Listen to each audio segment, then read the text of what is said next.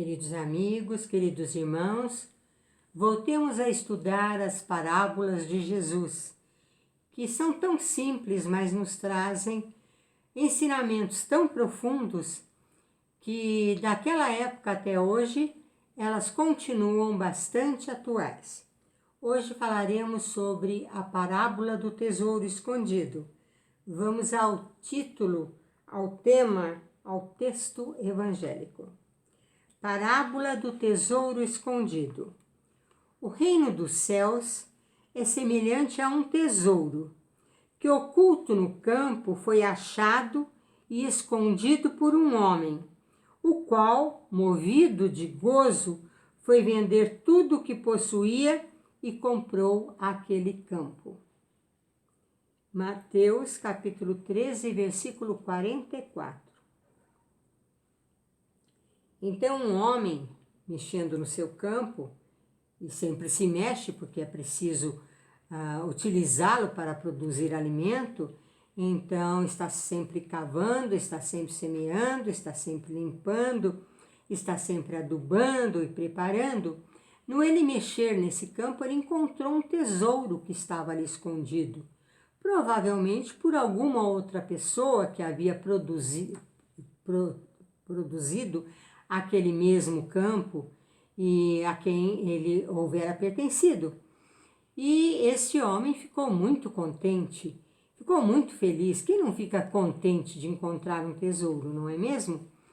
E aí ele vendeu tudo aquilo que ele tinha para comprar o total daquele campo, na esperança de encontrar cada vez mais tesouros ali escondido. E ele, então, tudo que ele possuía, ele vendeu para pegar esse campo. E ele compara esse tesouro escondido ao reino dos céus, que quando o ser humano encontra a sua parte divina, a sua parte espiritual, a sua parte celeste, ele passa a valorizar essas coisas muito mais do que antes, porque o homem está sempre em busca de tesouros. Ele procura tesouros através de compra e venda, através de negociações, através de sorteio, de prêmios, sejam oficiais ou não. Ele está sempre em busca de tesouros e ele muitas vezes dá até a alma por esses tesouros. Ele vende a sua alma no sentido de não ser mais honesto ou de utilizar de recursos ilícitos para alcançar isto. Ele vai atrás desses tesouros, às vezes enganando e manipulando outras pessoas. Ele, de certa forma, se corrompe para poder ter esses tesouros terrenos, ter mais ouro, ter propriedades, carros, coisas para vender. E dentro do comércio que é oferecido de forma nacional e mundial, muitas são as pessoas que agora utilizam os meios sociais, utilizam os recursos do progresso para justamente ampliar os seus ganhos cada vez mais, seja num campo mais estreito, ou seja num campo muito amplo, como nós temos visto comerciantes e pessoas através da internet lidando com bilhões e bilhões de dólares ou mesmo quilos e toneladas de ouro, como nós temos visto no noticiário. Então, esses tesouros escondidos que existem no campo material e que exigem muitas vezes esforço, a pessoa precisa estudar muito, precisa se especializar para ter um emprego que lhe dê mais proventos, ou a pessoa precisa trabalhar maior número de horas, ou precisa às vezes dobrar e trabalhar em 2 empregos para dar conta do pagamento das suas despesas, do sustento da sua família. E ela não está ainda em busca de riqueza, ela está só em busca da subsistência, que tem sido muito difícil na maior parte dos lugares do mundo inteiro, porque a ambição, a ganância de muita gente impede que a terra possa dar a todos os seus filhos uma vida digna, uma vida que não exija tanto sacrifício e muitas vezes que leve o homem mesmo a morrer de inanição ou de fome, ou por falta de recursos na área da saúde ou no seu abrigo para a sua subsistência física. Então nós estamos vivendo uma época que ainda o egoísmo, a ambição, a ganância, o orgulho imprimem de uma certa forma sofrimento a um grande número de pessoas, porque eles ainda não estão buscando aquele tesouro escondido representado pelo reino dos céus, que cada um traz dentro de si. Aquele tesouro escondido que vai lhe causar um gozo imenso no momento em que ele encontrar. E por isso nós vemos muitas pessoas felizes, porque diz, eu orei durante muito tempo, fiquei 20 minutos orando e quando terminei de orar eu me sentia mais leve, eu sentia que os problemas estavam mais fáceis de resolver e consegui ter ideias de como melhorar a minha condição financeira e tive oportunidades que me foram oferecidas por pessoas amigas com as quais eu convivia, às vezes até foram me oferecidas por meu patrão ou pela pessoa que eu representava, aquela a quem eu servia e que resolveu pegar um outro serviço mais amplo e me entregou o seu cargo, me entregou a sua posição para que eu pudesse crescer. Então algumas encontram esse reino dos céus através da oração. Outros encontram o reino dos céus pelo seu conhecimento, pelos fatos com os quais ele está confrontando no dia a dia as realidades alheias e as suas. Os fatos que vêm ao seu encontro, ocorridos com ele ou com pessoas que lhe são afins ou próximas, ou mesmo fatos que ele fica sabendo por terceiros, o levam a raciocinar em termos bastante diferentes, ampliam a sua convicção no reino de Deus, a sua convicção de que ele é um ser imortal e que deve estar voltado para essa sua natureza intrínseca, essa sua essência imortal, que cada vez vai coexistir numa época diferente, em um corpos diferentes, em condições as mais diversas possíveis. Então vejam, o reino dos céus, comparado dessa forma a um tesouro, é algo que quando realmente o homem encontra, ou mesmo através do sofrimento, porque muitas pessoas são aquelas que só encontram a realidade da vida e a falácia dos bens materiais, a falácia do orgulho, da vaidade, da ambição, do orgulho, e quando vem o sofrimento, então, muitos castelos de cartas esboroam, muitos castelos construídos na areia, nas bases apenas materiais, vão embora. Quando se perdem os bens materiais e se vê então que muitas pessoas com as quais se convivia não eram amigos, mas eram apenas ligações de pessoas com interesses nos bens materiais que se possuía. Quando tudo isto, de certa forma,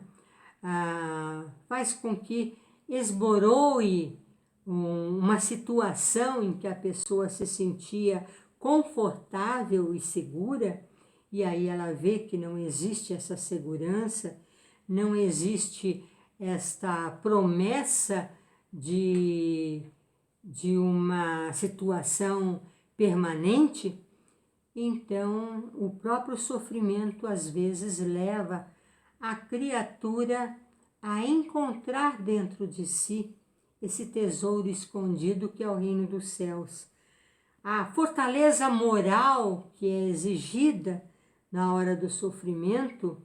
os valores mais éticos, a fé, a confiança, o esforço, a resignação,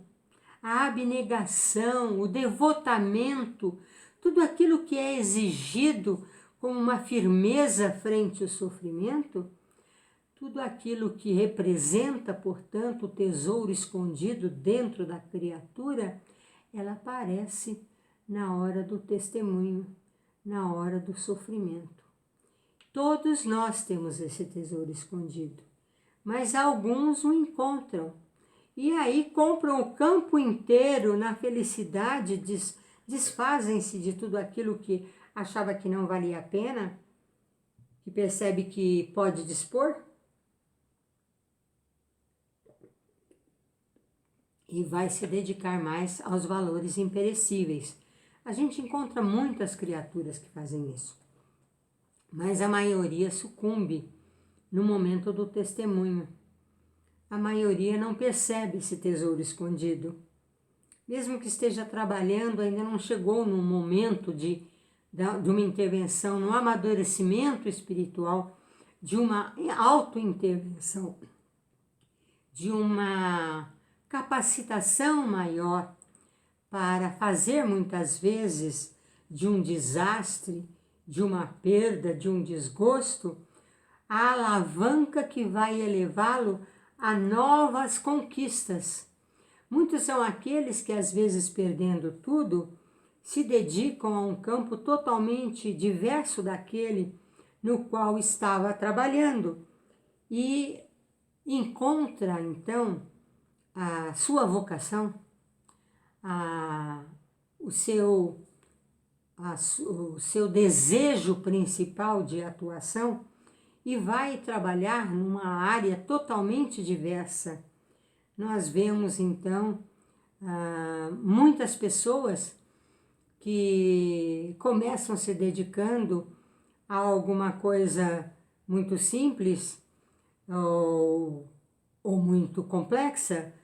Conhecemos pessoas que estavam em trabalhos de pesquisa, tinham prêmios, tinham vários conhecimentos e, de repente, uma doença faz com que ele fique anos dentro de um hospital e que perca o seu emprego, que lhe valia tanto, e que não perde os seus títulos e nem o seu conhecimento, mas perde aquele campo onde vinha atuando. E aí deduz que a vida do homem não vale a pena pelos seus conhecimentos, que a sua vida consiste em respirar, em dormir, em se alimentar e fazer algum tipo de trabalho. E aí vai começar, por exemplo, um plantio na mesma circunstância em que os avós ou bisavós utilizavam no campo que lhe é devido, e utilizando aqueles recursos mais primitivos que eram totalmente contrários aos seus títulos acadêmicos, que estudavam as várias espécies, né, de plantas. Ele começa a utilizar a palha, começa a utilizar, jogar o grão aleatoriamente e acaba produzindo muito mais do que com a tecnologia e acaba levando esse conhecimento aos seus vizinhos e depois àqueles que querem aprender e, por fim, isso se dissemina pelo mundo inteiro. É dessa forma que nós vemos a vida de muitas pessoas que têm se destacado nesses tempos atuais. Um homem lá de uma aldeia africana que conquistou hectares e hectares de deserto, no deserto do Saara, transformando esses hectares em áreas cultiváveis com o simples conhecimento da sua aldeia, com a simples técnica que os seus ancestrais utilizavam. Então, é importante que a gente encontre esse reino dos céus dentro de nós, para que nós tenhamos a felicidade de estarmos trabalhando num campo que nós acabamos adquirindo, nos libertando de todas as coisas que não valiam a pena, seja na área das nossas lutas diárias, seja na área interna do orgulho, do egoísmo, da vaidade, da inveja e de todas as coisas ruins que nos eram afetas. Então, são pequenas as comparações de Jesus, mas o aproveitamento que se tira delas, quando se raciocina em termos mais elevados, quando se procura entender realmente o que ele estava querendo dizer e que é válido para aquela época, na sua explicação simples, como para a época atual da nossa alta tecnologia. Então, a sabedoria nos dá as asas para voar e o amor é a outra asa que nos empresta os elementos necessários para o nosso crescimento e para o nosso voo espiritual. Espero que vocês tenham gostado. Comentem, compartilhem. Um abraço.